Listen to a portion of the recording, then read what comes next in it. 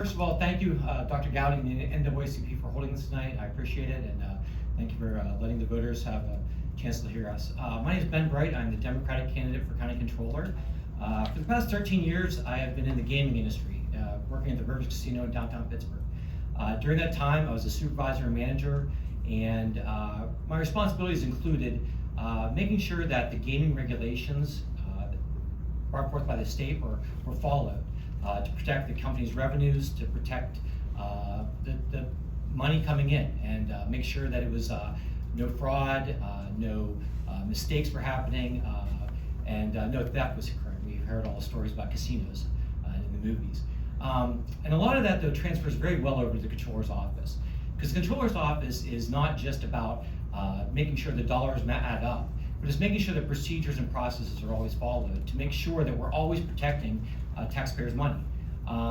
The controller sits on the salary board, they sit on the county retirement pension board, and they also, the accounts payable department flows through the office, but they also, one of the main things they do is do the audits in the county borough offices and magistrates.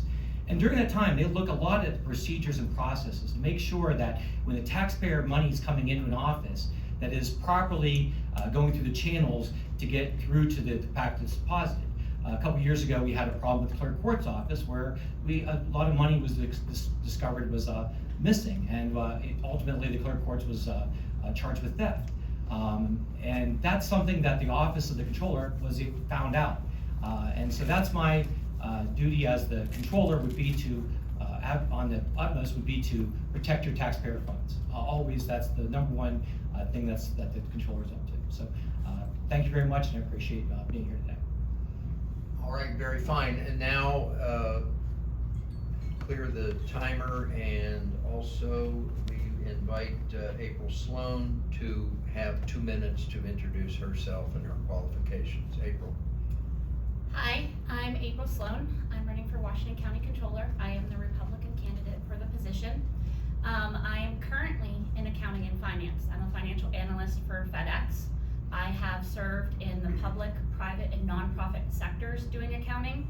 I have worked in the manufacturing, healthcare, and energy industries in accounting. I've also been charged and tasked with system implementation, policy and procedure implementation, investigation, and audits. I graduated from Robert Morris University with my BSBA in accounting. I graduated from Trinity. I've grown up in Southwest PA my entire life. I currently live in North Strabane. I feel that my experience lends itself well to the controller's office.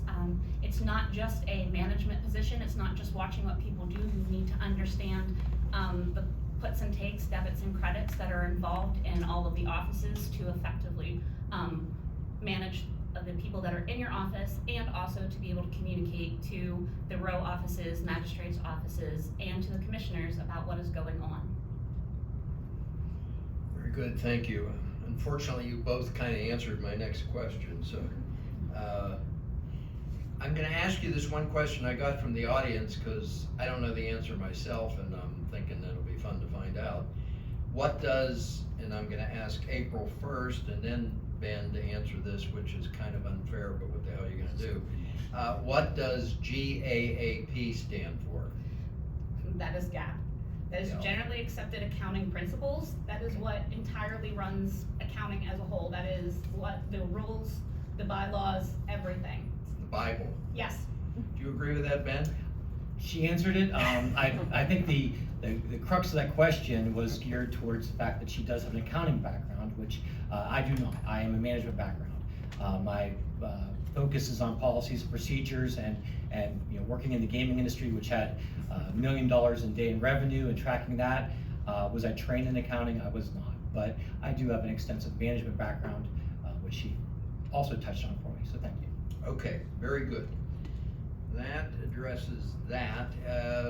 My next question for each of you, and okay, April answered the last one, so Ben asked this one. What changes would you make if elected to the position of controller? You have 2 minutes for this question. Rika? So the Controller's office, it's a question that's often asked of these positions, and these offices are not they're not executive offices, they're not legislative offices, they're administrative offices. Now you can make small changes, but a lot of the changes come through the commissioner's office. But keeping up with technology, keeping up with procedures, those things can be done.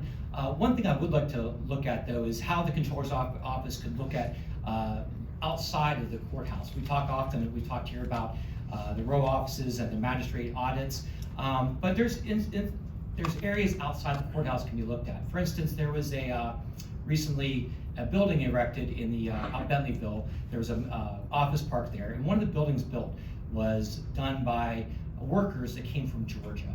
Now, I don't think it's right that we're bringing in workers from another state to come and help build things here. And is that an area that the controller's office can look at to make sure prevailing wages are being kept up? If it's not union, can we actually make sure we have good paying jobs here? But when this company comes out and uses an office park that I'm sure receives some sort of county help to get it built, and then they bring in workers from another state, that's not fair to Washington County. And I think we need to look at areas like that. The controller's office can look at outside the courthouse to help better Washington County. Thank you. April, the same question. What changes would you make if elected to the position? 2 minutes. Currently, in all the offices that get audited by the controller's office, many of the people that are dealing with the money, who are doing the bank reconciliations, do not have a financial and accounting background. I think the first thing that I'd like to do is to bring everybody in and just have an accounting 101 class to explain to them what I'm looking for, what I need from them, and to standardize the information that's coming. The controller's office now sends out a variety of Excel worksheets, workbooks looking for information. A lot of the people in the row offices that are actually populating that information don't know what needs to be going on it or why. And I think that would help streamline the audits, that would help unify all the information that's coming.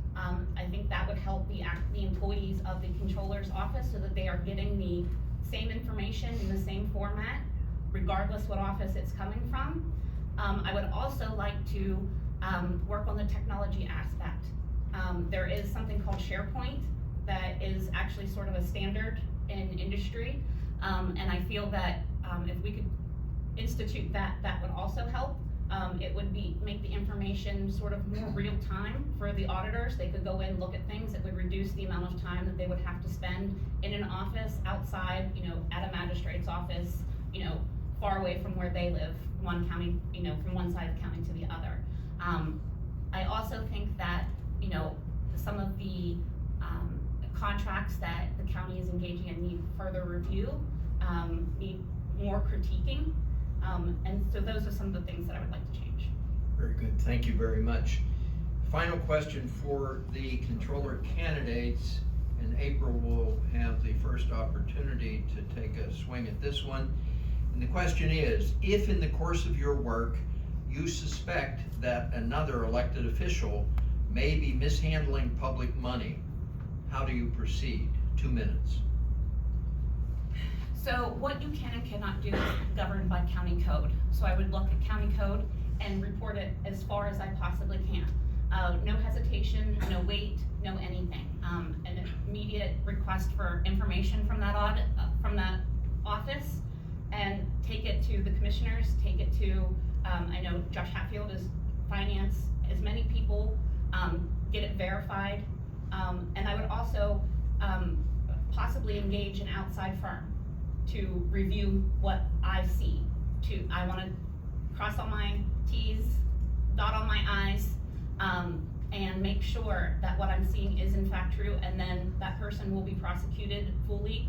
There will be no politics involved in it. Letter of the law, no roundabout way. Okay, thank you.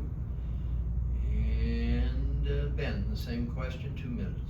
Well, this exact scenario happened a couple years ago at the clerk court's office, as I mentioned.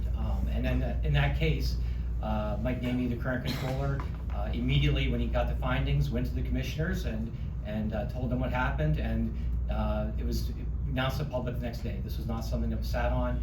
it was brought out immediately, and that's what you have to do as controller. It's an independent position. You cannot, there's absolutely no hiding, but you are there to help, like I mentioned before, you are there to protect taxpayers' dollars, and therefore, as soon as you find something like that out, it needs to be brought to the public. So it went to the controller, it went to the commissioners, and it was announced to the public, and an investigation was immediately started. So the first call I believe they made was to the state police to start the investigation. So once it gets to that point, it's kind of out of the controller's hands once it actually an investigation like that starts. But if something like that does occur, then it is immediately to go to the higher ups, which is the commissioners in this case. We thank you both for running for office and being here this evening. Thank you.